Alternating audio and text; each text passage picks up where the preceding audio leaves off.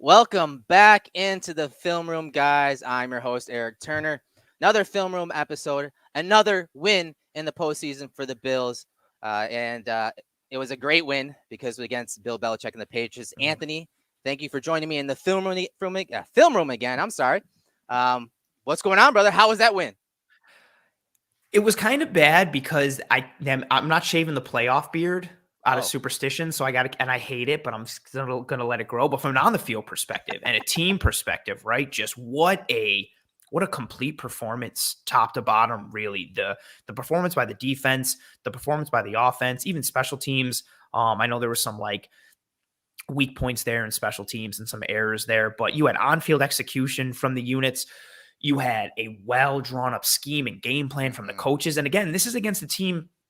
I know people, don't think highly of Mac Jones or wanted to write off the Patriots, so on and so forth. And I know they kind of limped into the playoffs a little bit and weren't the team that, was strong in the middle of the year. But this was still a really good football team, especially defensively. And you add in Bill Belichick, you add in the fact that they just played the Bills in week 16 and they'd already seen them twice this year, combined with the previous years of familiarity.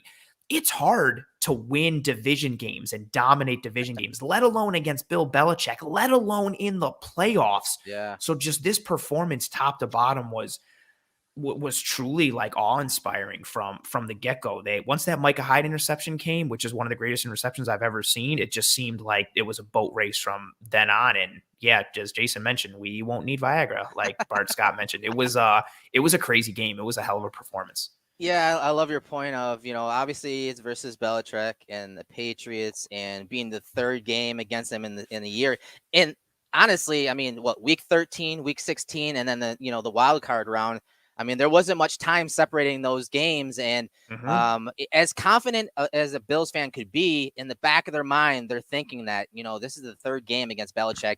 There's got to be some kind of wrinkle that he's going to throw at Josh Allen that will, again, get him off his game, maybe put him behind in process and kind of slow him down a little bit so that his offense could, get ahead and get that lead with the run game and whatnot. But as you said, Hyde also picking that ball off kind of, swung things back in the direction of the Bills. And then, of course, Josh Allen, him and the offense and Brian Daboll and his staff put together a tremendous game plan that really had guys running wide open on a lot of the plays. And as Josh said in the post-game presser, they always like to avoid third downs. But in this game, it was like every first down, they were moving the chains. And whatever that was being called, whether it's run or pass, it was very rare for them not to be stopped by, as you said, one of the top defenses in the league. And they literally had no answer for anything that Brian Daboll sent at them. And, as we're going to talk about in the film room, Daboll and his staff built different concepts and combinations in their pass game on top of what they showed in week 16. And I also noticed after watching the film again, they used some things that the Bills and Brian Daboll used 2 years ago. So in 2019 against the Dolphins, some of the, Sean McVay type motions and shifts and things like that they use against the Dolphins. Again, obviously part of the Belichick tree defense. So we're going to get into all of that, but I want to take a look at, obviously this is an offensive film room, and, the quote that we're going to use to kind of encompass this show and describe this show was, the Bills had a high level of offense going. It was right from McDermott in one of his post-game pressers. And I mean, we couldn't agree more. And I want to get your thoughts on not just the, strategy and game plan, but maybe a position that stood out to you, whether it's the wide receivers, tight ends, running backs, O-line, like what stood out to you as maybe that set them apart and maybe why they're playing so good or played so well in this game versus, prior games or prior matchups? This was a hard question because there were so many standout performances, especially from literally every person, every position grouping. Yeah. For me, I'm going to go with the offensive line. I think, we've talked about it and we've spoken about these pin and pull runs and all this stuff, but the Bills are still very much a passing team. Yeah, so we keep making this joke of you open up the playbook and it's just different pictures of Josh Allen. That's what this Bills offense is. It's Josh Allen. Right. That's exactly what it is. And we've seen throughout the back, quarter or so of this season, from week 14 on, they've started to have this change in identity a little bit when it comes to their run game. And they had the 5th most, percent of runs for gap runs from week 14 through 18. 48% of their runs were gap scheme runs, where in the earlier part of the year, weeks 1 through 13, they only had 27% gap runs. We've seen this Bills team all of a sudden develop a pivot, and that pivot is the run game with that gap scheme. And it's taken some pressure off of Josh Allen. It's made defenses have to honor the R piece in an RPO, which is run. You're seeing linebackers get sucked in. You're seeing third level defenders get sucked in. And you're seeing a physicality from this Bills offense. And it's beautiful. Like, you're seeing Ryan Bates and Spencer Brown just pop dudes. Like, New England's a really good example. Their linebackers, and even their defensive line too, but their linebackers, Hightower and Bentley, they're thumpers. They are built to come and take blocks on, head on, and disrupt plays. And Bates, and I'm going to throw Gilliam in there too, because, even though he's a fullback, but the blocking piece with Gilliam and Bates and Dawkins and Brown and Darrell Williams and Mitch Morse, the physicality combined with the athleticism that we're seeing up front, this offensive line really has undergone an executional transformation this back quarter of the year. And I think it's given the Bills another pivot and a different identity on offense, in addition to just being a Josh Allen offense. And they were on display in this game, and what they did and how they executed. And several of the plays that we have tonight will showcase that. But they really impressed me, because a good offensive line allows you to do so much. And I think it's no coincidence that we see the Bills have a very strong performance offensively, and it coincides with a strong performance from the offensive line. Yeah, and I love that you mentioned physicality, because I think that's why I would pick the wide receivers and tight ends specifically for this game. When the Bills wanted to run the ball, as you can see some of the numbers from Pro Football Focus on the screen, when they wanted to run the ball and get to that second and third level, the wide receivers, Emmanuel Sanders, Gabriel Davis, of course, were physical in the run game. And, they were able to set the edge and set the tone with their physicality on those push cracks, on those pin blocks on linebackers, as you mentioned. Like, their physicality in the run game and run blocking really set the tone. And I'm going to throw the tight ends in there, as you're going to see. Dawson Knox and Gilliam have changed the offensive tone, as you said, man. That physicality there, tone setters in the run game, aside from what obviously the improvements we've seen from Dawson Knox specifically in the passing game.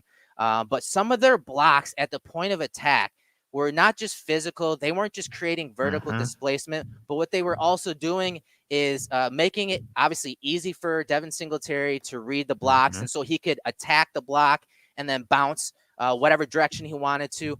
But they were just setting that tone in the run game. And of course, in the passing game too, Gilliam and Knox are a lot of times asked to chip and then release and become that outlet.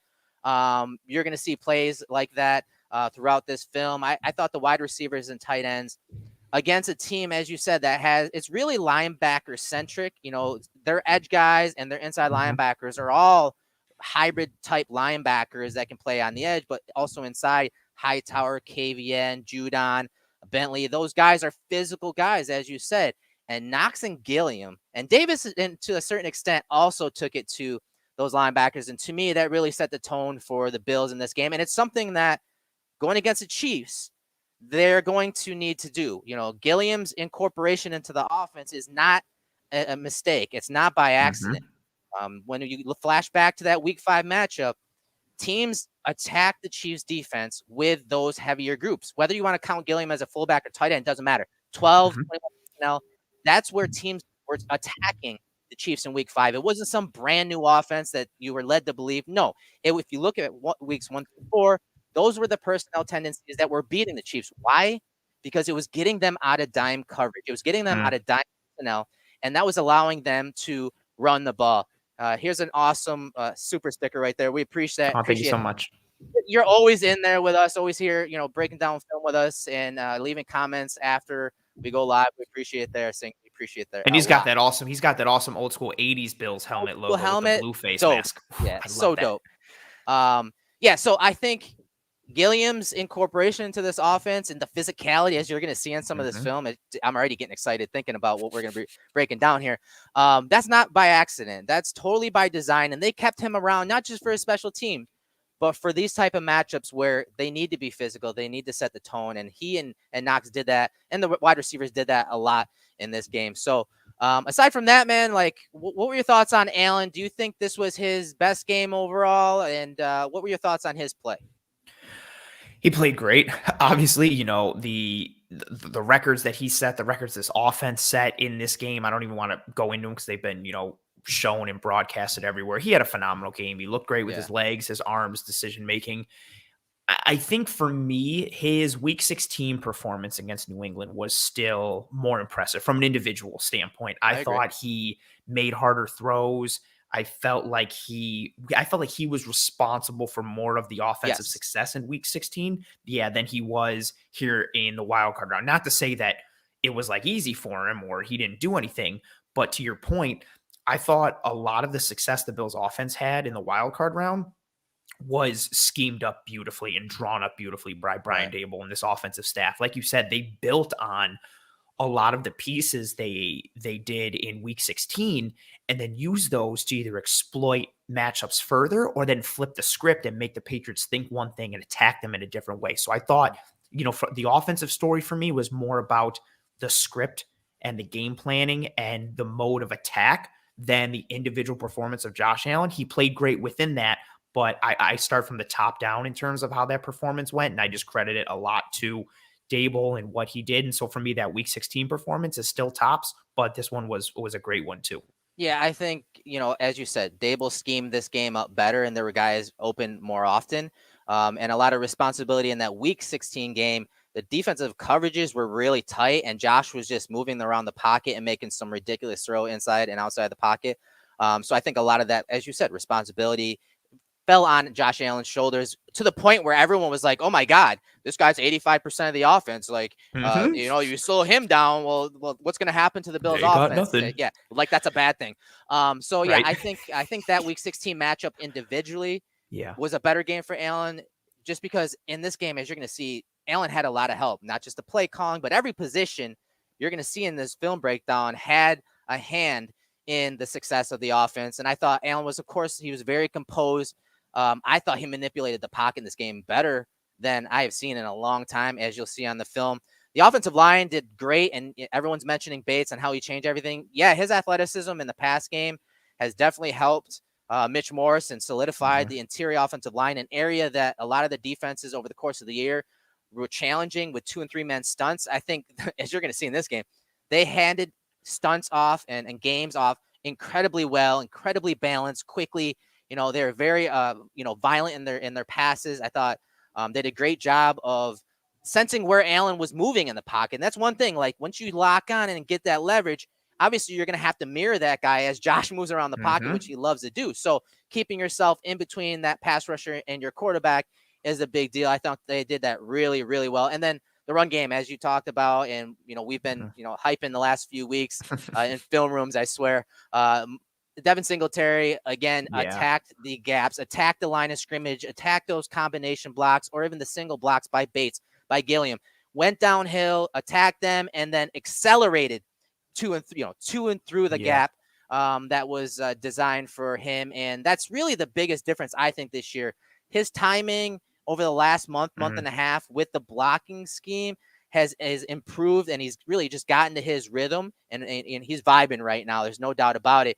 And that allows him to hit the hole at top speed, and it allows him to run the ladder and bounce those gaps, 2 or 3 gaps over, which we've seen in the last few weeks, man. So Devin Singletary, obviously, also adding that physicality. So I think overall, as we said, I think this was a high-level offense being played by the Bills, but a lot of people had a hand in that. It wasn't just all on Josh Allen, like a lot of people were talking about going into this game. So without further ado, Anthony, let's jump into the film.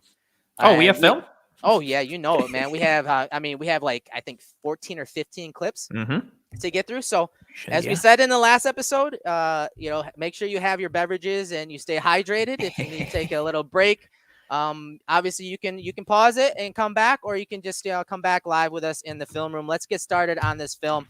First quarter, 2nd and 10 situation. The ball is on the 43-yard line, 12:52 on the clock. We have shotgun formation here, 3-by-1 set with the trips off to the field on the bottom of the screen here. And this is that 26-yard scramble from Josh Allen. Mhm. Obviously, one that really just swung the field position as the Bills are near midfield. But I actually like what he did here and not throwing it to Dawson Knox. And you see him as soon as he hits his 45-yard line, he takes off. But I want you guys to take a look at what they're doing to him here. So Knox is probably where Josh wants to go with it right here over the middle. You have a Duggar coming down and trying to slice that, but he doesn't throw it, and he probably should have, given how much cushion there is right there. And you see Duggar, he's far away, but if you look at it, and when we get to the end zone angle, look at what the Patriots tried to do, and they did this several times in the game. So what they're doing is they're bringing Hightower right here, and they're bringing him right up the middle. They're trying to affect Josh Allen. They want to affect the spot right here so that Josh Allen just rolls to his right, which, of course, he loves to do, right? Everyone talks about it. Collinsworth mentioned it about 60 times the last time he did their game. So Hightower's spiking inside, and he's trying to get Josh off the spot, and then the Patriots are bringing kind of like a rat or spy right here. And why are they doing that? They want Josh to escape to his right and for Bentley to be right there to make the tackle. But Josh is composed, and he gets a little help from Spencer Brown from the end zone angle, and he goes through his motions, and he doesn't throw it to Knox here. And I think that's because he sees Bentley flashing in that lane right here. And so he doesn't throw it and ends up, scrambling for 26 yards. And I'll let you talk about it from the end zone angle, because Spencer Brown did one hell of a job on Hightower and taking away that spike inside by Hightower right here, Anthony. We heard what Matt Judon said last week leading up to this game, and how the Patriots wanted to keep Josh Allen in the pocket and make him beat them from the pocket and contain him and take away his legs. And you hit on it. Like, this rush was designed for that. You see Bentley, number 8, wrap around. He's designed to get Josh as Josh gets, spilled outside, and he's going to be there. You see Matt Judon, number 9, their best rusher. He drops back into coverage, and he's kind of like in a spy. He gets juked out of his shoes. But look at, you hit it. Hightower spikes inside, and if there's penetration on the inside, the Patriots win this rep, because exactly like you said, this is designed to spill Josh outside, so that way you can see Bentley, whose helmet is just next to the camera a little bit. He's going to wrap around, and so it's effectively kind of like a delayed stunt almost, with the spike inside from Hightower and Bentley. And Bentley wrapper. So boom, there you go. That's the shot. This is designed to get Josh Allen. They're thinking, okay, we pressure him on the inside, we affect the depth of the pocket, make him roll to his right, and we're gonna funnel him right into Jawan Bentley, number 8. And again, you hit it on the head. Knox is open because Duggar doesn't get there, but Josh sees Bentley right there. And then he sees the flash of color from Barmore coming around. And so he's like, okay, I'm not going to go there. And he beats this scheme. And there you go. All of a sudden he looks left, and there's this big open lane. Soft edge. Big soft edge. He's got all this running room. And at this point, Matthew Judon, who's a fantastic edge rusher, but he is not meant to be in space against a mobile quarterback. And Allen doesn't even give him the greatest move. He gets upfield and just he does it from 7 yards away too. look at that. Boom. He just sticks his foot in the ground there, and Judon just cannot gear down. And Allen just goes right around him. This was a really big one for me in terms of tone setting, because again, New England came into this game literally with the number 1 goal, in my opinion, of not letting that happen.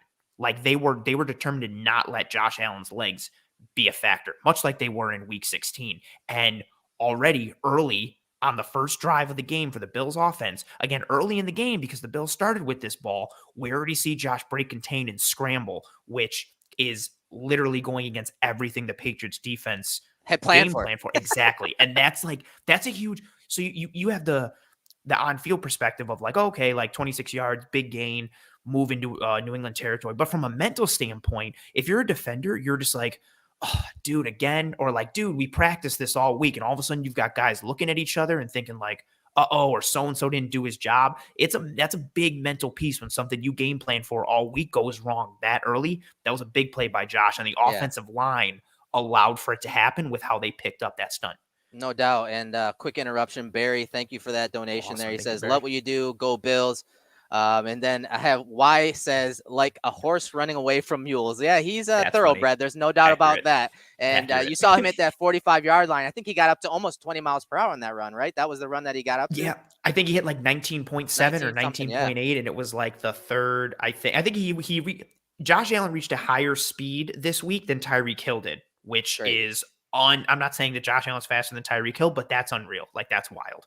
Yeah, no doubt about it, man. So we tried to pick like 2 plays a drive, obviously 7 touchdown drives, which is I'm surprised it took us that long to actually mention it. But we tried to pick like a couple plays each drive just so that we're not here all night, because literally we could have literally watched the entire game. It was that good. So Dude, yeah.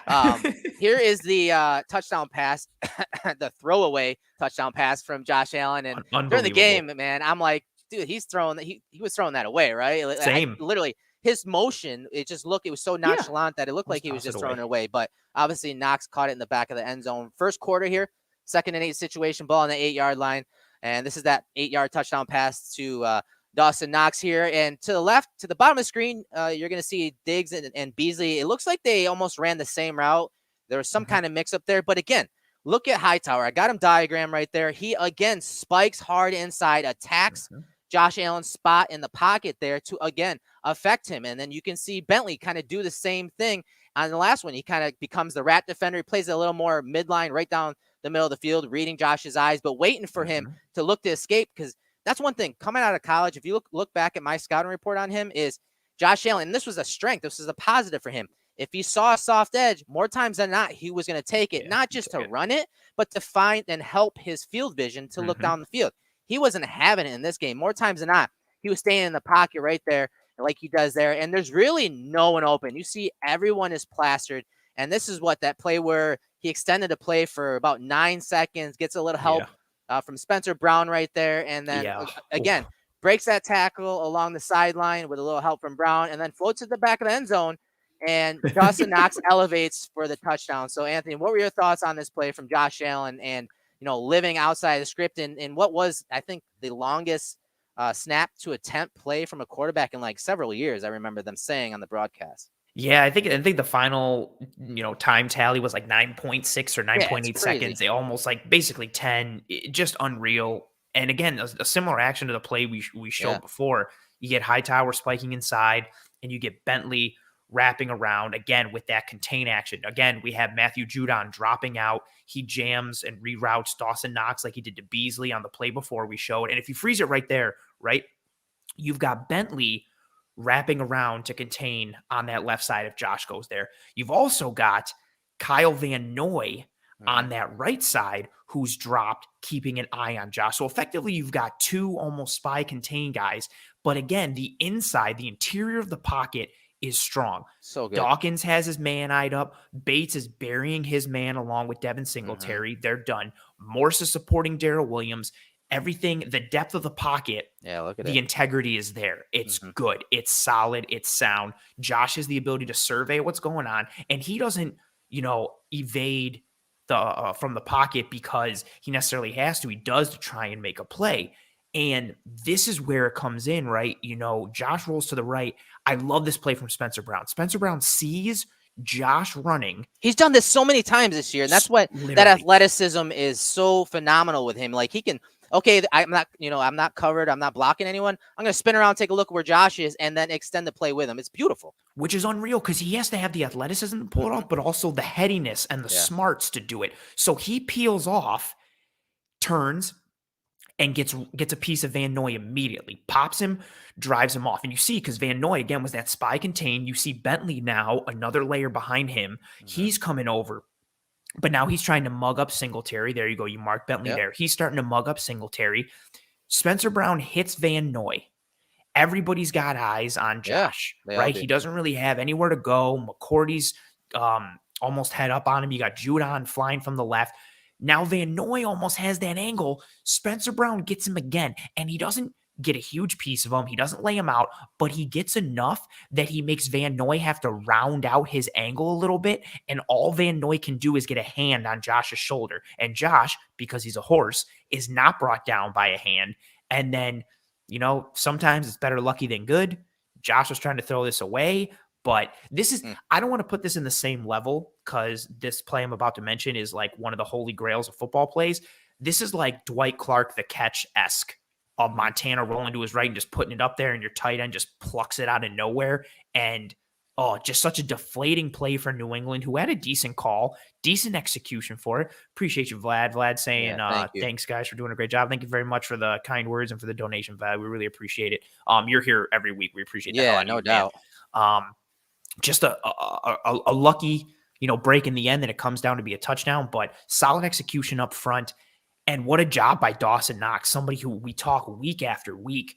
I'm almost upset when he makes a good play in the passing game because I want his run blocking to get more attention because his run blocking has been so good this year and he's progressed. Right. But what a hell of a play, athletic and then technically sound to get his feet down, come down in bounds, catch with his hands, just a quality play that was really made out of nothing and that defeated exactly what the Patriots were trying to do. And it led to what the Patriots were ideally trying to prevent this entire game. Yeah, and that was kind of the story. Like, again, the Bills were a step or two ahead of them on every play almost. So you're talking about Dawson Knox, and here's a deep over.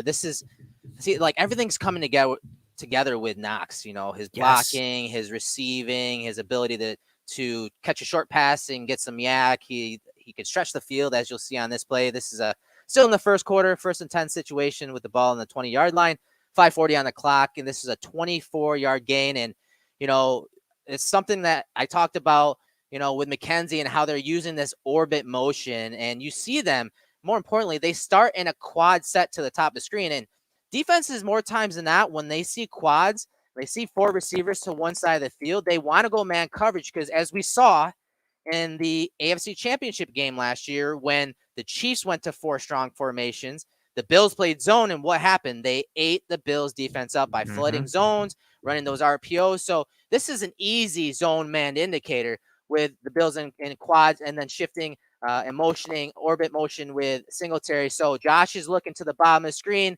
He doesn't like that matchup. Tight coverage on Gabriel Davis. He doesn't like the swing to Devin Singletary.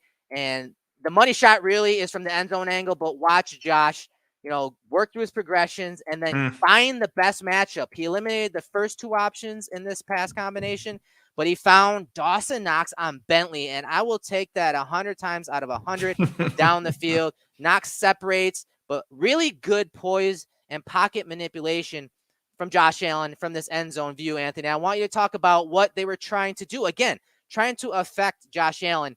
And watch Van Noy off the right side here and what he's trying to do as kind of like a delayed rusher. You see him initially start outside, but then he loops inside right here as Josh is scanning left to right. So now he kind of comes into that B gap with Williams occupied, with Morris occupied. Obviously, Brown is being aggressive. So if he just darts right here, he probably has an open lane and he affects Josh Allen here. Well, watch what Josh Allen does. He notices as his eyes are coming to the right that KVN's doing that. So what does he do? He helps his blockers, and his blockers feel and sense that Josh is sliding to his right just a little bit. Now look, now it's all picked up. Everything's gravy. So what does KVN do? He tries circling back out here to get Josh Allen. So what does Josh Allen do? You see his eyes. They're already on Knox. And all he does is set his feet, that little hop to not lock out that front leg and front knee, and he's able to hit Knox down the field for a big game. This play is beautiful right from the get-go. You mentioned right out of the motion from quads. The Patriots are a team, they have rules for everything, right? In terms of their coverage. Like yep, exactly. So if a team's doing A, you're doing B. If they're doing B, you do C. If they're running 3x2, we're doing this. If they go to 4x1, we're doing so. They're very regimented in terms of their structure, and they play within that structure. And this play took advantage of that. I love the matchup on Bentley. We talked about it heading into this game. The Patriots, are a defense that's a good defense, but they have their flaws, they have their weaknesses, and they come in with this running single high, running man coverage, and Knox runs this deep over, taking advantage of a matchup much like Isaiah Mckenzie did in Week 16 against Miles Bryant. Juwan Bentley is a thumper. He is designed to come forward. He is not meant to be covering athletic, fast tight ends 15, 20 yards downfield. When Josh lets go of this ball, he basically just puts it up for Knox to get, and Knox just runs to it, and there's like 5 yards of grass around him. He completely separates from Bentley. McCourty gets held in the middle of the field. He's in that single high look. He's not able to do anything. So the play design is strong. Knox's route is good. He just runs away from a man that he knows he has a mismatch on. But again, like you mentioned, it's the pocket manipulation by Josh Allen. I said it coming into the playoffs. Josh Allen was the most pressured quarterback in the entire NFL at 246 pressures. But the percentage of those pressures turned into sacks was only 10.6%, which was the lowest out of the 40 qualifying quarterbacks with at least 50 dropbacks. Like unreal numbers from him. I think it's 50 or 30. Look where he's throwing the ball from too, Ant. 10-yard line. Dude. Again, kind of sliding in the pocket, kind of flat-footed, but he's able to rotate the hip through and rotate those hips through. Like, just look at that throw. 10-yard line. Again, throws him flat, which is great. That's what he's supposed to do on those deep crosses. Throws him open. Throw him open. He throws him to the 40-yard line. I mean, just easy throw from the pocket from Josh Allen. Just beautiful manipulation of the pocket there on that play to Dawson Knox. And Sophia, appreciate that. A donation there. That's thank you another person that is just always here with us in the film room, adding stuff into the chat and shooting the breeze with us in the chat room. Thank you for showing up week in and week out. And she says, top shelf analysis, guys, go Bills. And I mean, that's really the entire week. Anyone you see, even if they're not Bills fans, make sure you're saying go Bills to them. All right. I'm telling everybody. So we're going to go forward a little bit, still in the first quarter. First and 10 situation, ball at the 11-yard line, 45 seconds left on the clock. This is the touchdown to Dawson Knox. It's an 11-yard touchdown here. And you're going to see him in the slot to the top of the screen. The Bills are motioning to a 2-by-2 set. Watch the linebackers. Watch what this RPO does to the linebackers here. They get a really nice defensive structure to kind of help them out here because usually Josh has to read the safety here. But because of the play action fake and the pull by Bates, the left guard there, it pulls those linebackers down towards the line of scrimmage. They decide to attack. That opens up the middle of the field. McCourty, the other split safety, is worried about the receivers to the bottom of the screen because they got, 3-on-2 there, and they got 1-on-1 up top. And they love that matchup with Knox on Phillips here, and Josh Allen throws it deep here on the strike for the touchdown. Just a beautiful throw. I love the placement, and I love how Knox shielded Phillips in the end zone there because Phillips did body him up right near the goal line, and you can see him still, use his body to shield. And this throw from Josh Allen was a howitzer. Like, this was not a soft pass, and knowing Knox's issues over the years about catching the ball, especially in the cold. You heard Mckenzie in our breakdown talk about the cold weather and what it does to the football, not just the texture of the leather, but how hard it makes that ball. It's like a rock. So he caught it here, almost uses his body to kind of shield the ball and catch it here against Phillips for the touchdown. Really nice location, a dart dime throw from Josh Allen. For me, there's not much to elaborate on. And I'm sorry, I called this an RPO. This was a play action pass. That was my fault. No, you're good. And even again, the design, right? We talked about how the Bills having this running game, what it does. And so in a vacuum, it's like, oh, okay, you can run the ball. It's easier to get yards, yada, yada. But you make a defense have to honor these different looks, whether it's play action, whether it's RPO, any of that kind of stuff. And so, like you mentioned, you bring in those second level defenders, sometimes third level defenders, and you clear out that opening. But the line here is you're starting to draw it up, a little Bob Ross action with your art here. The pocket is beautiful for me on this look. You've got Bates coming in a pulling action. He pops Van Noy and sets him. Singletary gets enough of Bentley. Singletary's blocking these last 3-4 games has been much improved. He wasn't the strongest blocker before, but he gets enough of Bentley to be able to maintain the depth of the pocket. Look at Spencer Brown. Got his guy. He's locking out. He's got that bend in the lower back into his waist as he's getting pushed a little bit. He locks out. No penetration. You've got Darrell Williams and Mitch Morse on a double team. You've got Dawkins one-on-one on the outside on Judon. There is very little leakage. The only one who's about to come through is Bentley if Josh holds that ball a little longer, but that's fine because the ball's going to get out at this point. It's a mismatch, Bentley on Singletary. So all you need from Singletary is just listen, get a piece of him. Don't let him come in free. Don't let him be a free runner. Just get a piece. Singletary aims at that inside hip, gets enough work, and he's good. And then Dawson Knox, you're highlighting that route. Yeah, this route. He sets this up really nice. He takes that outside release And then because of the action on the interior of the field with Bentley coming up and Hightower coming up, right? By Knox taking that inside release, he gives himself more room. I'm sorry, by Knox taking that outside release, Right. he gives himself more room on the inside to work. Look how much space Dawson Knox has to get inside of Adrian Phillips because there's nobody on the interior of the field. And then he continues McCourty, to attack that leverage too, right? So he clears Van breaks Noy, it he down. doesn't get disrupted, doesn't affect the rhythm of play, but then you watch him continue to widen and use his eyes to widen just out of the frame, and then he snaps it back inside. Like, that is awesome.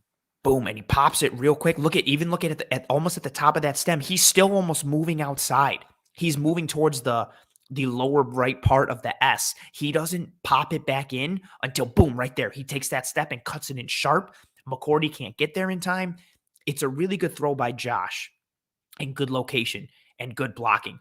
But Dawson Knox's route gives him a high chance to succeed. And even with all that, that's still good coverage by Phillips. He's in good position. Josh makes a fantastic throw on the money, on the button. And again, I love this, Ant, too. Look at everyone. The celebration. I know. Yeah, everyone, diving into the end zone from this end zone angle kind of gets cut off, but everyone is having fun. Yes, like, that's a big having thing. fun at home with this in crowd, a playoff game against the Bill Belichick team. They're having a ball. Like, that's huge. That means confidence is high.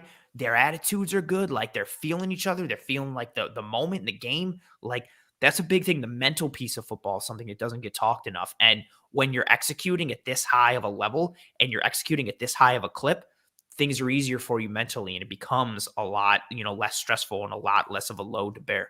Yeah, no doubt about it. And so this is a heavy formation here. It's a second quarter, 3rd and 1 situation, ball on the 28-yard line. Doyle reports as the extra eligible lineman here. And the Bills in this short yardage formation, they want to run duo here, but I want you to pay attention to Knox, who is hiding behind Collins right here, and then Gilliam. We talked about it at the top, setting the tone here with their physicality on this play. And so let's break this down. So on the snap, what Singletary is doing, he's coming downhill. He's attacking the guard right here. And his read usually is this linebacker right here. And if that linebacker Hightower shoots this gap like he does, what he's supposed to do is bounce it outside. And that's what ends up happening. But watch, the traffic and the trash that's at his feet. It really is. It's what makes the decision for Singletary. So look at Bates, look at Morse. They take Gacho, I believe that is, down to the ground. So now Hightower's coming downhill, but you see there's trash right here. You see Lawrence Guy collapsing this pocket. And so Singletary has to make a move. And I talked about how he's been attacking the line of scrimmage. But look at the edge that's being set off to the right side of the screen here. Here's Knox getting that outside leverage on Collins and just washing him down. You see Gilliam get inside leverage to seal the hole here off the snap. Look at his pad level. Look how low his hips are. Look at him explode through his block. Look at the leverage right there. Look at this freaking gap on this dual run. Look at that. Singletary cuts it inside there and gets the first down. Just so slippery and elusive. And with all those bodies out in front of him, I'm surprised anyone can even see him on the defensive side of the ball. That's an advantage of having a short running back behind a big physical offensive line. Like, you legitimately lose him back there. And I don't know what I like more on this play because there's so much. The double team right off the get-go from Bates and Mortz to just plant their man. The double team from Doyle and Dawkins, right? When you're working these double team blocks, the key for them is based on what the second level defender is doing. One of you has to pull off from your double team and then get to that second level defender. So you both have to be feeling the same thing and understanding the same thing. And Dawkins and Doyle work that double team a little bit. Dawkins gets just enough of Lawrence Guy to help, and he gets a little chip just to force Guy to that inside shoulder so Doyle can keep working. Dion climbs to the second level, pops Hightower, good shot. But the story for me, you mentioned it, Dawson Knox, Reggie Gilliam, that alley is legit. And you've taken out two good run-stopping defenders. Dawson takes out Jamie Collins. Reggie Gilliam takes out Kyle Duggar. And now all of a sudden, Devin Singletary is one-on-one with a backup corner because Jalen Mills is out. That's the matchup you want to create. You want your running back one-on-one. I appreciate you, Dylan. Oh, he says, thanks for the birthday film room, my favorite. Yeah, happy birthday, Dylan. you have matchups that you're creating. We saw this in the game against Indianapolis. The Colts found ways time and time again to have Jonathan Taylor one-on-one with Tre'Davious White or Levi Wallace. That's a plus matchup in a tackling situation for the Colts. This is a plus matchup for the Buffalo Bills. You got Devin Singletary on a backup corner, and it's all – so kudos to Singletary for the lateral agility. Kudos to Singletary for beating his man. But like you highlighted it there, it's the offensive line up front. This is a physical, mashing type of block up front that look at the yardage that he just washes. Oof. Look where he starts, and then look how far close to the hash that he washes that guy down. And you talked about that combination. Dawkins can't hang on that combination too long because he sees Hightower coming downhill. But watch what he does. It's a little veteran move. So he gets a piece of Hightower, and Hightower wants to disengage and then bounce out here. But watch him kind of hold him and pull him in right here. See him kind of pull him, or he pulls him inside, and then Hightower's pissed, so he kind of pushes him over the pile there. But such a little veteran move that you're going to get away with inside, especially once the ball bounces outside. Refs aren't going to see that. Chaos inside, man. Awesome physicality on third and short, something that as analysts and even the Bills fans for the entire year have been saying, like, they need to be more physical. They need to be able to run the ball when the defense knows that they want to run the ball. Well, 3rd and 1, you're bringing extra linemen in. It screams, hey, we're running the ball. Can you stop it? And, Gilliam and Knox and others really set the tone on that play so that the Bills can move the chain. So moving on, we're going still into the second quarter, 1st and 10 situation, ball on the 36-yard line, 11:28 on the clock. This is a 22-yard pass to Gabriel Davis, one that Davis had to adjust, but another play that just really showcased Josh Allen's arm talent and his ability to manipulate the pocket. And this is a play that we always, highlight. We always break down, so we won't spend too much time on the actual concept. It's really called all crosses or Z cross. You have 2 posts, double posts, and then you have an over route or a deep cross from Gabriel Davis to the top of the screen. Josh sees he calls the alert there. It's a trips bunch right formation. Hello. And you're going to see him, look to the bottom of the screen initially, and then again manipulate the pocket. And why does he do that? Because the Patriots try running a little 3-man game to the left side of the formation. They try twisting that edge defender inside, but it's passed off beautifully, as you'll see from the end zone angle. Josh slides to his left. He feels a little pressure off the right side there. As you can see, they're on a different level.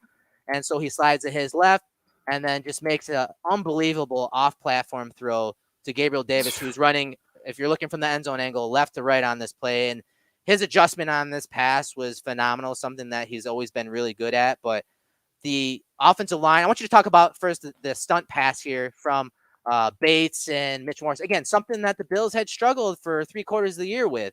But now they've got that lockdown, and it allows Josh to trust the pocket more, right? Yeah, we saw throughout the season with the pressure that Josh was facing, there were times when he was starting to evade the pocket sooner than he needed to because he was almost kind of gun shy because of how he was getting hit. We saw them struggle with simple, 4-man rushes and 2-man game. Yeah. And this is a good stunt from the Pats. You've got Gaucho who spikes inside, and then you've got Dietrich Wise who is going to loop around and be that guy, hopefully coming to bear down on Allen. But Morse takes Gaucho, passes him down, hands him right off. Literally hands him right off. Like, here you go, Ryan. Take this guy. And then what does he do? Our beautiful prince, Mitch Morse, comes off of that, picks up Wise coming through, which allows, again, the depth of the pocket to be maintained. You mentioned it at the different levels, right? So you've got Van Noy coming hard upfield on Spencer Brown, and you've got Darrell Williams' man coming hard upfield. So the width of the pocket is being affected, but the depth is not, which allows Josh Allen to slide and keep his eyes upfield because he still has a pocket to throw from. So the offensive line did their job. They allowed Josh to make a play. And at this point, this is just arm talent and a ridiculous throw. He is moving to his left. He stops, he turns, and he just flicks this ball out there almost perfectly in stride to Gabriel Davis. And Davis makes a really good adjustment, jumps, gets his hands active, and makes this catch. But this is right back in the stride. That's what's awesome about that. Stride. Right back in the stride. So athletic. And if we're trying to, I'm trying to count like the air yards really, because he throws this from outside the left hash. Yeah. And he throws it to the numbers on the opposite side of the field. That's accuracy, that's arm talent, that's just arm strength and power. And he's not able to do it unless, like you highlighted right there, the depth of that pocket still being maintained and him being allowed to have an area from which to throw. We weren't seeing this early in the year. We were seeing Josh have to work harder. He's still having to make moves in the pocket. He's still having to maneuver. He's still having to navigate the pocket. But that's expected to some point. And when you have a team that's running game like this, the whole design of the game up front is designed to attack you and exploit you. And the Bills just passed it off like they knew it was coming, like it was regular. They just acknowledged it. They executed. They gave Josh an opportunity. And Josh threw a friggin' dime. And awesome comment there from John. Thank you very much. John says, hit the like button to show appreciation for great content and an excellent game by the Bills for the algorithm. Appreciate you guys. Oh, an awesome super chat donation from Will. Thank you so much, Will. Will says, Josh's second tutty. I love when people say tutty. Josh's second tutty to Knox was like, oh, Hadouken! Wow. Straight fire. Wow. Well done, I like Will. it. I like it, Will. Great work. Well done. Hadouken. All right, so let's move forward here. We got a bunch of plays left here still. Second quarter, 1st and 10 situation, 3:08 on the clock. This is the big play, the 45-yard pass to Stephon Diggs versus JC Jackson to the bottom of the screen. Bunch set to the top of the screen. Diggs isolated to the bottom. Singletary to the right of Josh Allen in this formation with the ball on the right hash. And the Bills call a spacing concept to the top, so a good cover 3 beater. And to the bottom, again, it's kind of like a goal ball, that alert. Like if Josh sees what he wants, which he did, obviously, a single high coverage, zone coverage. And as I let it roll, you're going to see him pump fake to the top of the screen there. And he could have easily done what? He could have easily taken this right here to Mckenzie, like we saw in week 16. And we broke down the bunch formations. You can see how the levels of these 3 defenders, just like they did late in the game against the Bills, and they ran zone coverage here. This is cover 3. So Josh initially looks to the top of the screen and throws a little pump fake there. And I'm not sure if that was to really do anything other than move or hold McCourty right here, just right around the 47-yard line of the Bills. But that holds him, and you see him take a quick peek at him, and then just watch as I let it roll and I kind of, let it replay.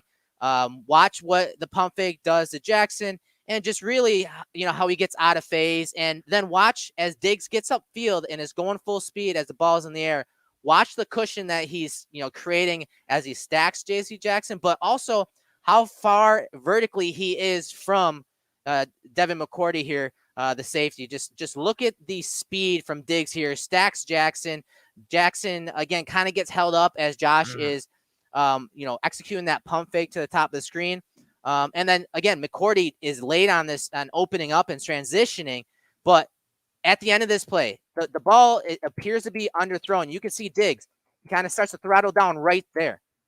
But I want you to watch how he approaches as the ball is dropping into him here, because this really is everything. He knows that the ball is sort of underthrown, and he's going to have to what? He's going to have to shield J.C. Jackson possibly from the ball here. So he throttles down, and watch how he puts his body, kind of stops his body as he jumps in the air, and he uses his hands. So he pushes his hands away from his body, catches it with his hands, and a basket-like catch.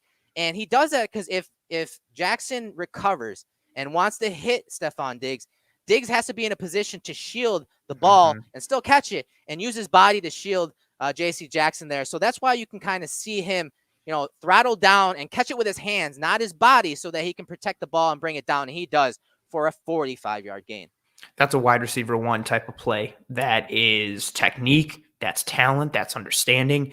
And I want to hit on 2 points on this. One is the pump fake, because it relates to a play earlier in the game. The Mac Jones interception from Micah Hyde. Mac Jones pumps the same side that he throws to. He pumps Aguilar on that stutter go, which is fine. Maybe that contributed to him getting Levi Wallace and allowing Aguilar to go by him, but it doesn't do anything to the safety. And Micah Hyde still is able to lean right, and then he's able to take off and make that interception. Here, Josh pumps the other side of the field, which, to your point, step 1, holds that single high safety. We know the New England Patriots, they love single high, whether it's cover 1 or it's cover 3, they love single high, right?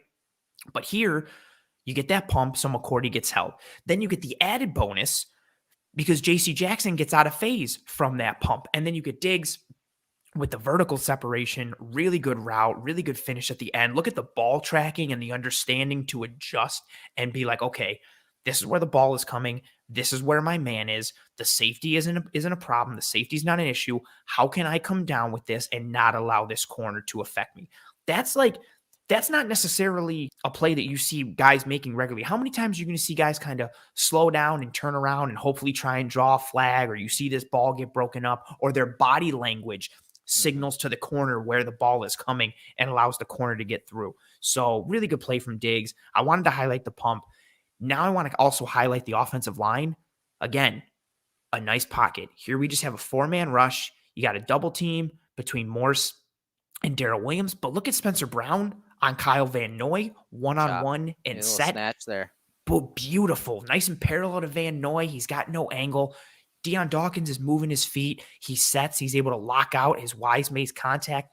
And there's our hero also on the interior, Mr. Ryan Bates, lined up on Lawrence Guy. And you highlighted it. You drew that little arc. That's a pocket. That is what quarterbacks want to see. What we call the dish. That's the Petri dish right there. That's what you want to see. You don't want to have the width of the pocket being collapsed, and especially you don't want the depth, that interior of the pocket being collapsed, and you do not have any of that. And even look at the intelligence from Darrell Williams. He starts to see what's going on with Spencer Brown. He peels off from Morse because he's like, no, Morse has this guy. I'm cool. He sees the flash from Kyle Van Noy, but he doesn't know that he's going down, but he saw that flash. So he lays off his double and starts to think, okay, do I have to help out Spencer here? Nice awareness from Darrell Williams.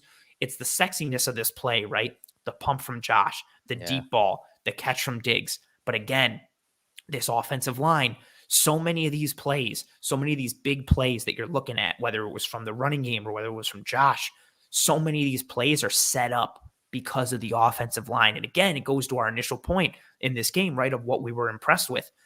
Just top down, everybody is executing. Whether it's Josh, whether it's the offensive line, whether it's the play callers, whether it's the game plan, whether it's the wide receivers and tight end, you just have so many guys clicking and doing their job and executing. And when you sit back, it's genuinely an impressive thing to see because they're winning individually and they're almost winning at every position group holistically.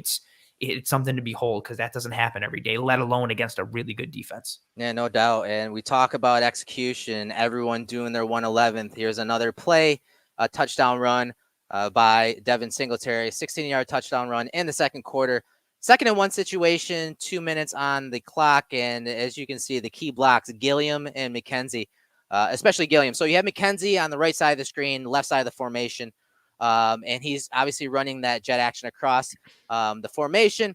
And Bills are just running a nice counter tray. It's something I talked about when you posted a clip on Twitter leading into this game about the Bills run game and things that were working against the Patriots. Most of the year, offense was running zone runs against the Patriots defense. Well, the last few weeks, they had been giving up some yardage on counter runs and counter trays.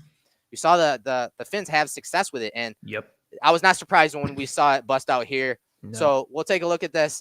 You have the left guard Bates pulling. You get down blocks at the point of attack.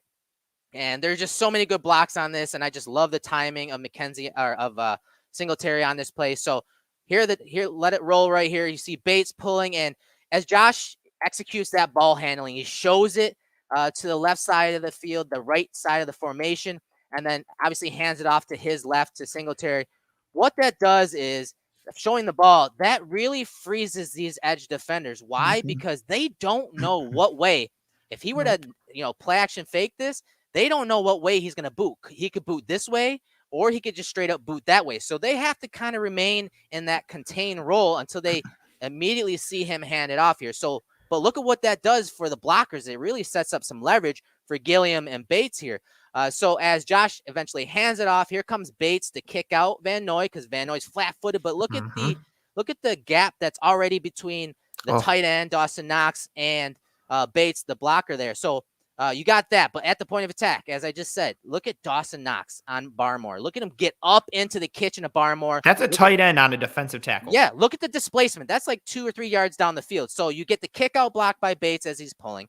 You have that natural leverage and gap to the right of Knox and the inside of Bates. And then you have Gilliam coming full bore at Jamie Collins there takes great angle, a tight block, an angle around Dawson Knox, gets his helmet to the outside and attacks 100 miles an hour against Jamie Collins. And it makes him almost have to brace for impact rather than stacking and shedding and finding where the ball is. So he's out of the play. His eyes aren't even on the ball. That puts Singletary as he's attacking downhill. And I talked about how he's been attacking landmarks so he can hit the gap, the design gap at full speed. Look at him attack the back of Gilliam. Like no one knows where he's going. And that helps Knox as Barmore goes to disengage. But Knox is Singletary's at full speed, and he's able to make that cut at full speed and then bounce it again outside of the block by Mckenzie for the 16-yard run. One of my favorite runs this year from Motor Singletary. I love this power game from the Bills. Give me pulling guards and pulling fullbacks or H-backs, however you want to classify Reggie Gilliam. Give me counter Trey. Give me all this stuff. Give me the pullers and down blocks and pins. It's been something to again, behold with this Bills offense. This is something that they have hung their hat on. Again, the fifth most gap run usage, weeks 14 through 18. Awesome comment from Daniel. Thank you very much for the super chat. And the comment even more so, he says, fantastic analysis. Name one player you would trade 17 for, meaning Josh Allen. I'm not trading Josh Allen for anyone. The only player that you could even get me to pause for a quick second, no, because I'm not trading him for any quarterback. I think Aaron Donald is the best football player on the planet. But we're talking a guy that's touching the ball every play. No, I'm not trading Josh Allen for anybody right now. He's too dangerous. He's playing out of his mind. And also, too, like, this team feeds off of Josh Allen. And awesome. Thank you so much, Sophia, for another donation. The awesome comment as well. Do you gentlemen realize this game will be analyzed for decades / centuries? It will. I mean, a performance like this in general will be in that regard. But especially against the Patriots and a Bill Belichick defense, it's going to be talked about for a long time to come. The first game next year when the Bills and Patriots play, they're going to talk about like, oh, well, what happened in the playoffs, so on and so forth. So hugely important. But yeah, I love this power physical game from this Bills offense. You hit on all the points. I also want to mention the motion of Isaiah Mckenzie, right, allows him to get outside and get leverage on that corner and be in a position to make an influential block. So by the time Singletary clears the hole, he's able to decide where he's going to go. And we've said it how many times? We said it going back into the preseason when we started looking at the Bills. The lateral agility of Devin Singletary. He has explosion when he moves side to side. Sometimes it's straight horizontal, like moving from left to right. Sometimes it's lateral agility when his body is horizontal to the line of scrimmage and he jumps backwards or forwards in terms of where he's going with the line of scrimmage. But look at that jump. He's able to evade the safety and then in the same move, get around J.C. Jackson and Isaiah Mckenzie and then coast. So I love the block from Mckenzie. I love the finish from Singletary. But again, for me, I highlighted it earlier. It was the position grouping that stood out. Ryan Bates with the kick out, Reggie Gilliam with the physical block on Jamie Collins. Yeah, I love the point that you mentioned about Collins, right? He's not even like, okay, let me make contact, see where the gap is going to be. Let me stack and shed. Yeah. No, he's just like, I need to brace for contact because there's a freight train coming for me. Like, that's a different thing. And, that's such a good contact. And look at Gilliam. Gilliam drives him back. It's not even like... He just unfurls those hips on him, dude, as he's running full speed again. I imagine Collins didn't see him till last minute, just how, where Gilliam came from. Where he's coming from, Yeah, exactly. And the other thing I want to mention is the Bills didn't start in this formation. They shifted. And this is what I was talking about, some of the McVay stuff. This is the type of stuff that McVay does. Several shifts, several motions, and using that jet action to get leverage, as you said, on the corner there.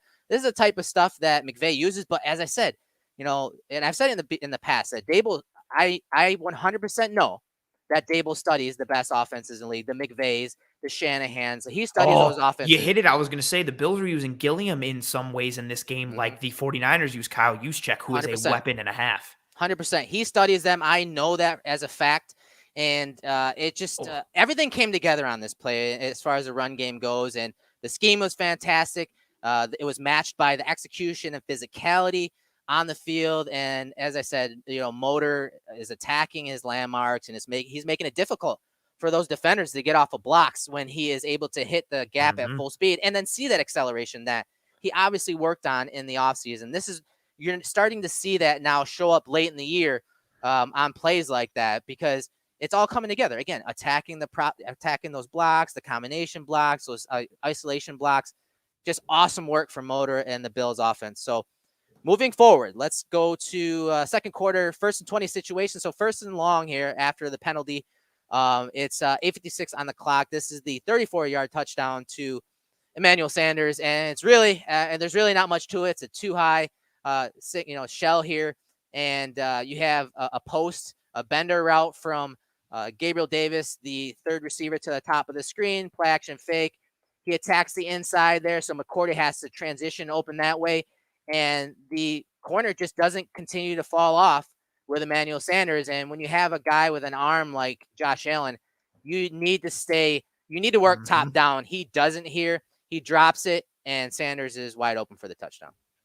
Yeah, almost a similar action to what we saw previously with Stephon Diggs beating J.C. Jackson, just like a zone coverage from a corner, and the corner just keeping his eyes on Josh Allen and losing his man behind him. And awesome. Appreciate you, Dwayne. Dwayne saying 344 watching, only 133 likes. Let's go. Smash that like button. I know it's corny. I say it in disguise coverage every week. The likes for these episodes, they go so far in terms of helping us to track and trend in front of more eyes and get in front of that algorithm. So if you're here watching, you're liking the content or on your way out, please drop us a like. It's tremendously important. Thank you guys so much. Thank you. Appreciate you, Dwayne. You get a really nice bomb here. What was also big with this one too, right? The Bills had a nice completion on the play before to Cole Beasley, and there was a penalty. So this is 1st and 20. Think about that. This is 1st and 20. And the Bills hit a 34-yard touchdown. You have the Pats in quarters. I think they're running Meg coverage, man everywhere he goes, to the bottom of the screen to the single receiver side. Gabriel Davis occupies number 32, Devin McCourty right there. And then Manny gets behind his man.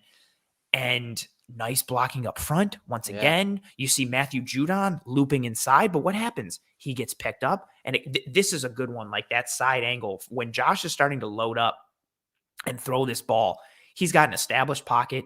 He's got room to throw. The pressure. Look at it. The like depth in the pocket. The pressure starts to get in at the end as he's going through his follow through. But by that point, it doesn't matter. Look at that. He's got a solid 4 yards of room to step into the throw, see the throw, and hit his man. And again, you have a corner who's not used to playing all the time, who's in there because of Jalen Mills not being in there. And you got a veteran like Manny Sands who runs a good route, gets right by him. You get a corner who's still peeking into the backfield. You get an offensive line that protects up front and doesn't get fooled by the game. And look at that. He's able to step into it. That's the big thing, right? That's Spencer Brown finding work right here. I love this. Well, I mean, what else? He's always finding work, whether it's on a scramble, whether it's actually in the pocket, just mean and nasty, and that affects Judon. Hightower tries to peel in late, but Josh gets to step into this, and it shows. He's able to aim his hips towards that throw, step right in, follow through. Manny's got his man beat. Again, what do we got here? Josh executing the play call. Manny Sands doing his job, the offensive line doing his job. All of these plays keep working because not of one. Granted, that's a great throw by Josh, but there's not one player that's making this gargantuan or Herculean effort. It's everybody clicking and making a play. And that's something we haven't had from the Bills all year. We've seen a lot of great individual plays from players. Now we're starting to see the team click on all cylinders. And that is a huge thing come playoff time because you need to click. Yeah, now we're going forward to the third quarter. Bills are up 33-10. This play is really just a simple play. Josh wants to throw it to the top of the screen to, I believe that's Emmanuel Sanders. It's a 19-yard gain, though, to Beasley. So he looks to Sanders to the top of the screen initially after the play action fake, and he's running a little, comeback or sit route to the top, and he wants to throw it, but he sees this defender underneath. So he bypasses that guy, and he just gets a seam read, a hunt route over the middle. Right there from Beasley. He's wide open right on the logo. And this throw from this angle doesn't do this throw No, the end justice. zone angle is what it is, man. Yeah, it is. And so we're gonna go take a look at that Because I was gonna here. say, I feel like people could be like, I don't get it. It's just Cole Yeah, it's Beasley like nothing. getting open in Yeah. zone coverage. What's so amazing? This is what's so amazing. Yeah, and you see, they try running a little game off the right side of the screen here. So you have the penetrator, you have the looper, and then they bring a defender off to the field right here. And it takes a second for Motor to pick it up, but he gets enough of that pass rusher off the edge right there. You see after play action fake, you see him. Oh, I need to flash out there, get a piece of Bryant. And Josh again kind of starts his delivery like he wants to throw to Sanders, but Yes. he doesn't throw it because of that underneath defender, but he also has this guy in his passing lane right there, probably. And so I don't know how he sees Beasley. Maybe like right here is where he sees Beasley coming across the middle. Yeah, I would say he's got to see like a flash of color just briefly in that window. And you see Hightower can get sucked up right there. And then Josh somehow drops that elbow down, and you see it opening right here, guys. And you see the sidearm throw to Beasley as Beasley, again, finds that open window, finds that passing lane, becomes QB friendly by, shuffling and sliding to his left. Easy completion to Beasley there. Well, I should say Josh Allen made it look easy. Yes. I love this play for so many reasons. One, just to build on your last point there, like I know the infatuation a lot of people have with Isaiah McKenzie. Don't lose sight of how good Cole Beasley is, especially in his ability to leverage coverage and understand where the soft spots are in zone. And he makes himself, like you said, QB friendly. He keeps working. He sees that Josh can't make this throw in this window. Bingo. So what is he doing? He keeps working, keeps going horizontal. He's going to make his way probably to like the third window at this point. So he can, find himself open for his QB. Boom. The Red Sea splits a little bit there.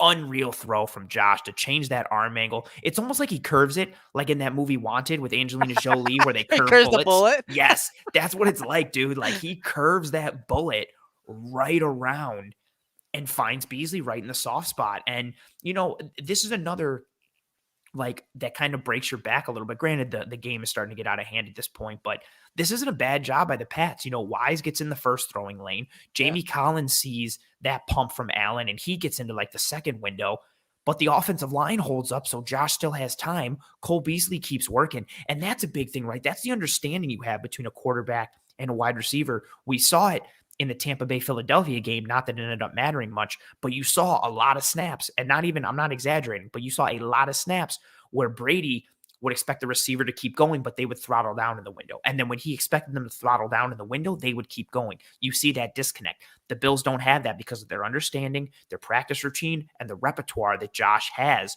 with his wide receivers. And you see it there. It's a hell of a throw, and it's a good job by Bees and the offensive line blocking as well. Again, everybody doing their job collectively individually leads to a strong play collectively. And we continue to see it time and time again in this game.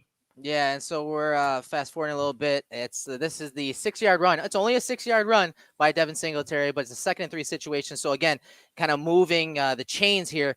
And this is again, I'd say vision wise and just how he set up his block. This was probably a better run than the counter tray. This is my favorite because this was dead to rights. Yes. You have a down block from Bates here, the left guard. I want you to pay attention to this reach block from Deion Dawkins. Really, this play would not exist, and it would not have worked at all if Dawkins doesn't make this reach block off the snap. So watch him cover that ground. Look at that reach block right there. Now that's sealed. So the edge, the alley is sealed. You have an awesome block by Gabriel Davis right there, and you have Gilliam going out and getting the defensive back. But again, you got Morse pulling here. You have a pitch out after the jet action, that eye candy coming across the formation. There's so much going on.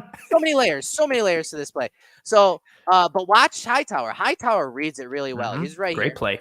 He's got it. He's all over it. He maintains leverage on the ball. He maintains leverage on Singletary. He's way out in front of the block by Morris here. This is Morris's responsibility right here, but he's got no shot here.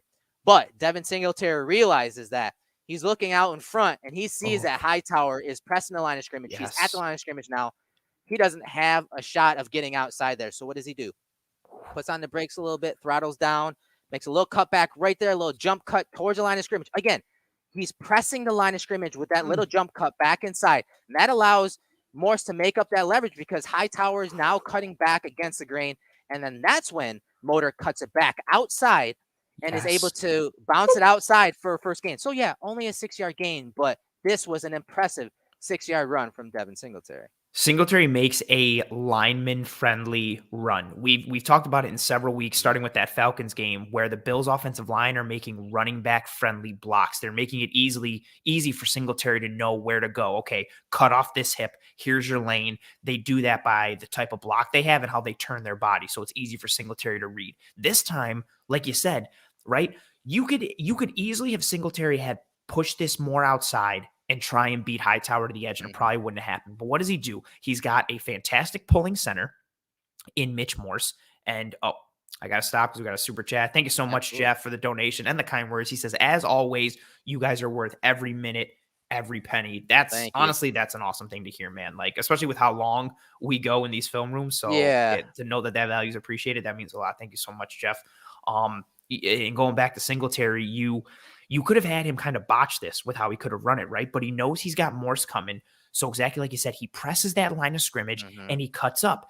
Him cutting up makes Hightower have to stop his feet and square up, which allows Mitch Morse to then gain leverage because he's still coming on that pull. So Singletary just sets up Hightower and then pops back outside. What's also nice is when he presses the line of scrimmage, it forces the corner on the outside. He reads that press. So he tries to loop in around Gabriel Davis and around the other corner, which screws that corner because now he's too far inside. And like you've highlighted, Devin Singletary again, lateral agility, smoothness, quickness, bounces it outside again and gets yards. Like you mentioned, it's a small play, right, in the holistic piece of the game. It's only a 6-yard gain. But the action and the pieces that are going on, the reach block, even just Dawkins to start off, right? The athleticism that it takes to get that reach, let alone the torque and the core strength that you need in order to turn your man and seal, takes so much. It's nice to see him starting to get his strength back. We talked about Morse. We talked about Singletary. And who's on the edge? Gilliam and Gabriel Davis getting physical with defensive backs. We see Gilliam get physical with linebackers and go big on big. Now he's matching athleticism for athleticism and getting a piece of corners on the perimeter. You've got all these pieces for the Bills offense that are so multifaceted and so versatile. That's what continues to make this offense so strong. This Bills offense went from an offense that was a pure Josh Allen offense, passing spread attack, to all of a sudden being a passing offense that's capable of power, physical runs, that's capable of having guys execute in the passing game and running game, wearing multiple hats. It's unreal. And I'm going to stop because we got another super chat. Thank you very much, Brian, for the donation. And again, the words, he says, y'all put in so much work for this. I love the breakdowns because it makes me appreciate how much goes into a quote unquote simple pass play. Sure. Thank you so much, Brian. We do put in a absolute ton of work, so it's nice to see that's appreciated. Oh, and awesome. Dave is always in the post-game show. Appreciate Dave. Thank you for your donation. And again, the words mean even more. The work you guys do is just super impressive. I can watch this all day. Really glad to know how much, this is, well received with all you guys. So thank you so much. It means a lot. It also helps that the Bills are playing well, and it's fun to look at stuff that's good.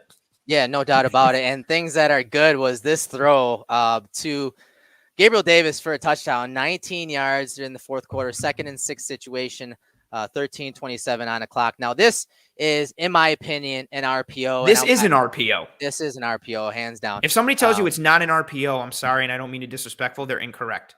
Right. And, I asked some of the sources on the team, and I will just say this is an RPO. So what a shock. There are 4 defenders on the defense that I have circled. I want you to watch what that RPO, that mesh between Josh Allen and Motor Singletary does to those guys. And they're showing a too high safety look. They're motioning Diggs across the formation. They have Davis and Knox to the left of the formation. And Knox is going to block. He's selling run. The right guard, Darrell Williams, is pulling from right to left. And watch Gabriel Davis pushed vertically. Here come the safeties because they have to defend versus the run. You saw the linebackers already up into the line of scrimmage. You see Josh pull it, and he was reading Duggar. He's reading Duggar. This is a third level RPO read, and Duggar's coming downhill. Well, now you have leverage. Gabriel Davis versus Miles Bryant right here. You have the middle of the field wide open, and Josh Oh my goodness, this throw from the end zone angle. Look at him again, swing those hips through, and the placement is just low and away from Bryant on this RPO. Just a phenomenal play design. And this is one the Bills have scored at least one game a year against the Patriots over the last 2 years. I posted it on Twitter today. Diggs has scored on this play. Davis has scored on this play. Davis scored again on this play, obviously. Just watch it from this end zone angle into placement from Josh Allen. Boom. Here comes the mesh. You see it, eyes up on Duggar. Duggar comes downhill to Phil because, again, what, Anthony? This RPO is showing as a run. Mm-hmm. And we know it's a run because here comes Dawkins to help with Bates. And then you'll see Dawkins kind of climb to the second level to Hightower. So he's almost downfield, which, but he is engaged right there. So I think that's why it doesn't get called. So there's the read on Duggar. Davis has leverage. And then, again, the flick of the wrist and just look at the placement. I mean, look at the trajectory. Flat ball, low and away, and then just boom. Hands catch from Davis. Again, on a night where that ball was like probably catching a brick. Just really good hands, strong hands from Davis for the touchdown. Before I talk about this, I should say, I want to pull up this. First of all, amazing donation from Kate. Thank you so much. And the comment, she ties us into the post game. We were getting a ton of super chats during the post game this past Sunday, and there were so many that came through. I said I was going to quit my job because I was good to go. So Kate says, this is for the quote unquote Anthony quits his job fund. And then she says, I look forward to the film room every week. Thank you both. Kate, that's awesome. I love that you brought it back full circle with some post-game stuff. And thank you so much for your appreciation and your donation. That sincerely means a lot. Yeah, that's awesome, Kate. Wow, thank you. That was awesome. I appreciate the my wife will like that you're contributing to the Anthony quits his job fund. That'll be fantastic. Yeah, I love this look from the Bills because, again, it starts to continue to bring everything, like Kate brought that Anthony quits his job fund jokes full circle. This RPO is bringing this Bills offensive attack full circle. Why does the second level have to commit like this? Why does Kyle Duggar come up? Why does Devin McCourty come up? They come up because they have to honor the run. What we were seeing earlier in the year with these RPOs, we were seeing teams not honoring the run. The Bills would go with these RPO action looks, and the defenders would just sit because, and just to break down for people who don't know, right? Josh is keying a defender. So in this case, he's keying, Duggar, that third level defender. If Duggar stays, he's going to hand it off. If Duggar comes, he's going to keep it and he's going to pass. You can have RPOs where you're reading at different levels. Sometimes it's an outside linebacker. Sometimes it's a safety, all these things, right? But the basic premise is if the player sits and stays, you hand it off. He's the conflict defender. They always call him, right, the conflict defender. He's going to be wrong no matter what. As you said, if he drops, he hands it off. If he comes downhill to defend the run, well, guess what? You get this touchdown. Correct. And what we saw earlier in the year was defenders sitting because they were like, okay, good, hand it off. We don't care. Now they care. Now they're honoring that run piece. And the most dangerous part of this offense, no matter how good the run is, and I'm loving how good the run is because I think the Bills need it. The Bills need that pivot. At the end of the day, the most dangerous piece of this offense is Josh Allen. So if you have to respect the run, that's why we've all wanted it. That's why we wanted this strong run game because it makes it easier for the passing attack. Now, look at everybody come forward. That mesh point is beautiful. You've talked about Josh Allen, the magician. You don't know who has the ball. Singletary is selling it. He might have it. The run action up front is selling it. Dawkins moving to the second level is selling it. And then look at this throw. There isn't even a defined window for Josh to really make this throw. He's almost got to sift through trash and make a throw. He throws this off platform. He is leaning left and throwing right. His body is going left. His arm is going right. And look at that placement, like you said, laser. Look at the platform, right? Yeah. He's horizontal, not in the position you want to be when throwing a football, especially when your momentum is carrying you one way and you're throwing the opposite way. And he throws a dime, laser, dart, whatever verbiage you want to use to describe it. Beautiful low and away. And also good route from Gabriel Davis. He doesn't bend it too much. He gets across the field, QB-friendly route, typical, again, of a glance RPO, because, again, this is an RPO. He makes a nice hands catch, and I also love the celebration. I love the high knees hop and then the way he chucks the ball. It's got some swag to it. I like his form. I like his energy. That might be my favorite part of this play. But, again, the execution in a vacuum of the offensive line, of Josh Allen, of Gabriel Davis, nice. But it's tying everything together. This play works because the defense is honoring the run game, something that they weren't earlier in the year. Yeah, no doubt about it. And these last two plays, I mean, every drive, obviously, scoring a touchdown, it's fun. But the Bills ended with a bang, and they started pulling out some awesome stuff to finish this game. So we're in the fourth quarter, 1st and 10 situation here. This is the deep right pass to Dawson Knox for 38 yards. And let it roll here. But the money angle is, again, the end zone angle. And Josh is rolling out to his right, hitting Dawson Knox with a strike over J.C. Jackson, of course. So not only did Jackson have trouble guarding Diggs, he couldn't even stay with Knox on this night. But watch, we talked about his ball handling skills. It's always been a strength of his coming out of college. Watch this ball handling here. So he opens clockwise, and I want you to watch Judon, the contained player right here. He's watching the ball right here. You see the pulling guard, the right guard, Darrell Williams, going right to left on the screen. Then watch him tuck the ball right there. Look at Judon. Look where his eyes are. I mean, everyone's eyes. Everyone is looking at Moss. I mean, everyone. Literally everyone. And Josh now has that ball right in his belly. He's hiding it. And watch Judon on the edge there as Josh is able to escape the pocket. So he easily gets contained. Judon still doesn't even know where the ball is. Look at him. He is trying to find where it is down the line of scrimmage. He thinks Moss probably has it. So now Josh has contained. And honestly, Josh could have ran this. Josh could have ran this easily for a big gain. I know Duggar's out there, but he's near the 30-yard line. But Josh saw that Knox had leverage on J.C. Jackson. And, I mean, this throw on the run is gorgeous. And it's flat. It's, got some velocity on it. And, Knox makes a hell of a catch right over the top of the outstretched hand of J.C. Jackson, nearly scores a touchdown on this play. Yeah, you can tell Knox was pissed that he didn't get the score. I pulled him another super chat. One, Bryant, thank you for the donation. And awesome, Brian's comment here is this was his favorite play. I like this one too because of where we are in the game, late in the fourth quarter. It's 40-10. And everything about this, again, situationally, you're thinking like, okay, they're just going to run the ball. The Bills do not. They keep their foot on the throat. They keep their foot on the gas, and they go for a deep shot in plus territory.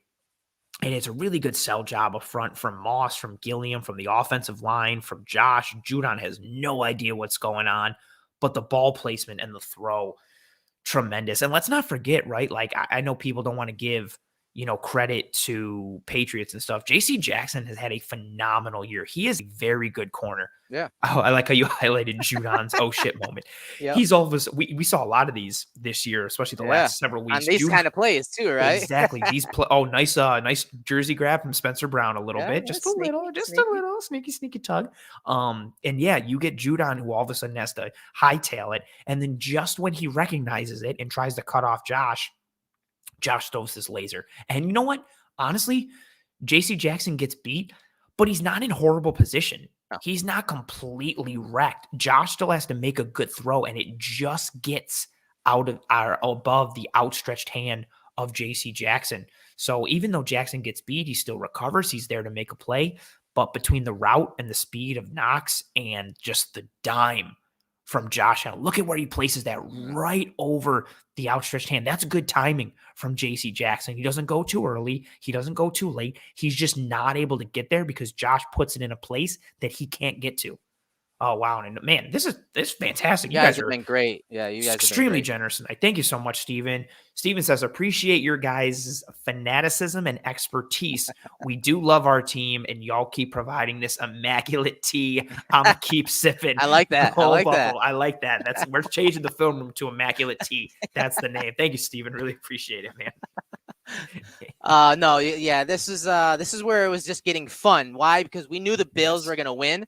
Look at the crowd. It was really, that moment where, like, as you said, the crowd's into it. They're partying. They put it to the Patriots, which the Patriots have done to the Bills for many, many, many years. And it was just coming back tenfold on them in a playoff game, and a game that really mattered, not in the regular season. And the last play that we're going to take a look at is the big guy touchdown. This is the touchdown in the fourth quarter to Doyle. 1 yard touchdown pass. Again, that ball handling on this play. Again, watch what as Josh opens up counterclockwise, watch KVN and watch Duggar off the left side of the screen here. Counterclockwise, he opens up, and then boom, he puts it right in that hip I mean, no one can see where the ball is here. Nope. A couple of these guys are down. Look at where their eyes are. He doesn't even quite know where they're committing. And watch the little swim move by Doyle here. Look at this Athletic. little boom, throws him by, arm over, and then gets outside the pocket. Josh again hiding that ball. And I mean, there's no one covering him. I mean, whether it's supposed to be Duggar, whether it's supposed to be KVN, they both screwed up, and Doyle is wide open for the touchdown. You see Josh after he throws it, he immediately goes to the end zone and celebrates, as does everyone else, as the party unleashes. Yeah, the party unleashed is right, and we kind of shocking, not shocking. We got another super chat here, this time from Awesome. Justin. Thank you so much, Justin, for your donation. And Justin says, "I love you, Josh Allen. I love you, Film Room."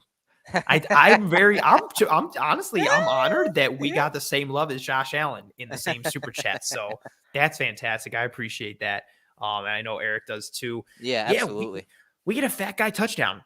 What's better than a fat guy touchdown, especially against a team like, how many times have we seen the Patriots do this with Mike Vrabel over the years? And it was just added a little cherry on top. Sometimes it was in big moments where it mattered. It happened in the Super Bowl against the Panthers, but athletic play from Doyle, and that's fun. That's dandy. Gets the party started. But again, let's talk about that action, right? You mentioned the ball handling of Josh Allen. Like, let's talk about that piece, right? Because if you're a defender and you see run action, right? If you're a linebacker, you're reading like high hat, low hat, or if you're a defender, high hat, low hat for the offensive line. So you're trying to decide, okay, based on how they come out of their stance, is it going to be pass? Is it going to be run?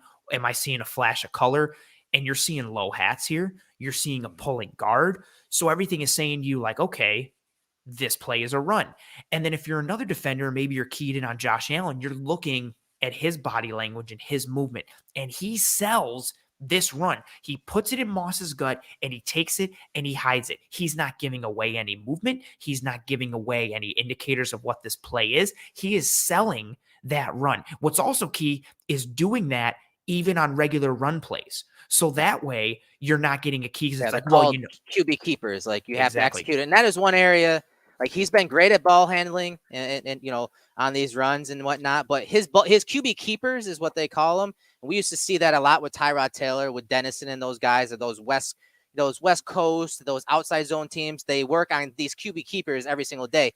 That was not one of his strengths coming out, but his ball handling has always been good. But as you said, like he's gotten better even on those QB keepers and selling these fake bootlegs when he does hand it off too. Yeah, and that all adds up. Again, you're playing the long con and you're bringing it full circle, and it allows plays like these to work and be established, combined with the misdirection and misleading nature of, okay, you got this rookie tight end who you bring in as a sixth lineman all the time, and all he does is block. Well, I mean, he's not going to release out into a route, and he does release out into a route. And you add that up with the play action, the run action from the offensive line, high hat or low hat up front, pulling guards, Josh's hands and his movement. All these things add together with this entire rhythm of keeping defenses off balance. The Bills have kept defenses off balance. Mm-hmm. And this game against the Pats, perfect microcosm of it, between play design, between run versus pass, pre-snap motion, personnel, alignments, and then individual execution with the details. The details are the devil is in the details. Details win championships. That's what good teams are. They don't take days off. They don't miss the little things. They nail all the little things. The Bills did in this game, and that's why they boat raced the New England Patriots, and they're going to have to do it again if they want to beat a very good Kansas City Chiefs team that is a much different team than they faced in Week 5. So it's nice to see them hitting on all cylinders, and they're going to need to again. Yeah, and the Bills are also a different team. So yes, Devin says, I think McDermott and Dable will have some special plays left for KC. Yeah, I mean, everything in the bag needs to come out now. I mean, I didn't want to meet the Chiefs this early in the playoffs. I wanted to, they kind of put it off to the championship game. But hey, it's time to pull out all the tricks. It's time to execute like you just saw them execute in that Patriots game. Use all your personnel groupings. Build on the film that you threw out there, just kind of like you saw in this game against the Patriots. It's going to be a great game, a great atmosphere for, obviously both teams coming in pretty hot to end the year. So that was a fun breakdown, guys. I mean, when you talk about a team and offense that scored 7 touchdowns on 7 drives pretty much, I mean, it doesn't really get any better than that, right? And No. like someone in the chat said, like, this is a game that's going to be studied for centuries.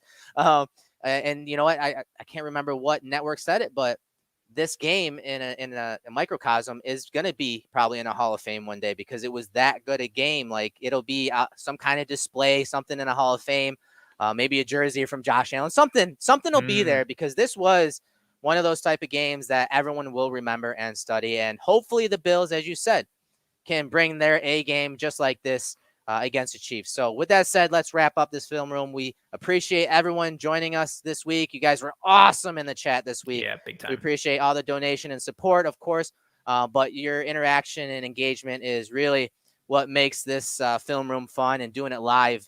We weren't able to do live a lot this year just because of our schedules, but I'm glad that we were able to get back on track for the playoffs and go live because your guys' engagement has really driven this show and our brand, Cover One. So, Anthony, with that said, let's wrap it up and let everyone know what you got going on this week. What shows you're rolling out, what guests you may have, and what's going on for the workhorse. So yeah, I am the workhorse. That is me. Find me on Twitter at pro__ant. That's pro_ANT. I got to stop because we got another super chat. Thank you very much for Eb Tide for the donation. And he says the Bills and the film room peaking at just the right time. Keep rolling. Appreciate that. Thank you so much. Yeah, find me on Twitter at pro__ant. That's pro2_ANT. Give me a follow on the old Twitter. Find me as the host of Disguise Coverage live every Wednesday at 7 p.m. on the Cover One Network. You can find me tomorrow night hosting a Bills Chiefs special, obviously focusing on the most important matchups for that game, how the Chiefs are a different team going into this one, how the Bills are a different team, and how the matchups and tendencies all match up and what we're going to see and what to expect from that game and how the Bills can take advantage of Kansas City and what we expect to see from Kansas City. So find that tomorrow at 7 p.m. Find me, of course, here every week as the co-host on the Cover One Film Room. And then you can find me as one of the 3 co-hosts of the Cover One post-game show live immediately following every single Buffalo Bills game. It is the best, I'm probably biased, but is the best post-game show for any Bills fan. I don't care. Proof's in the pudding. Proof's in the pudding. Proof is in the pudding. I don't care if you're trying to look for radio or other content. We have you covered in every way, shape, or form. Myself, Greg Thompson, Aaron Quinn. It's the best post-game show going for anything Bills related. Win or lose, rain or shine, come, stop by, join us for the Cover One post-game. I also have a podcast appearance for another podcast that'll be releasing later this week. I'll be promoting that on the Twitter. So not as busy as last week when I had 7 podcasts in 7 days. So just like 4 this week. So a little less busy, but still busy. Yeah, no, man, you're doing a great job, and the entire season you've been killing it and crushing it. Thanks, and this postseason has been no different. As far as my work, I'm probably going to try to do some type of player breakdown, maybe from this Patriots game, or at the very least something short and quick about the upcoming opponent. But it's hard to, when we prepare for these film rooms, it's heavily based on one side of the ball. So, and it's usually from a grand scheme of things. We talk about from the play concept all the way down to some specific players, but I don't really get a chance to study individual players. I saw Rick Bates' name mentioned in there, guys wanting a breakdown on him. I did one a few weeks ago on him, but again, he has played a pretty significant part in the turnaround offense. Guys like Motor Singletary are kind of due for a film breakdown. So I'll see what I can line up later in the week. And then of course, big game Sunday night, 6:30. So it's got a long week of content, and every day we have something for you guys at Cover One. So make sure to subscribe, make sure to like, make sure to tell your friends, your family, your enemies.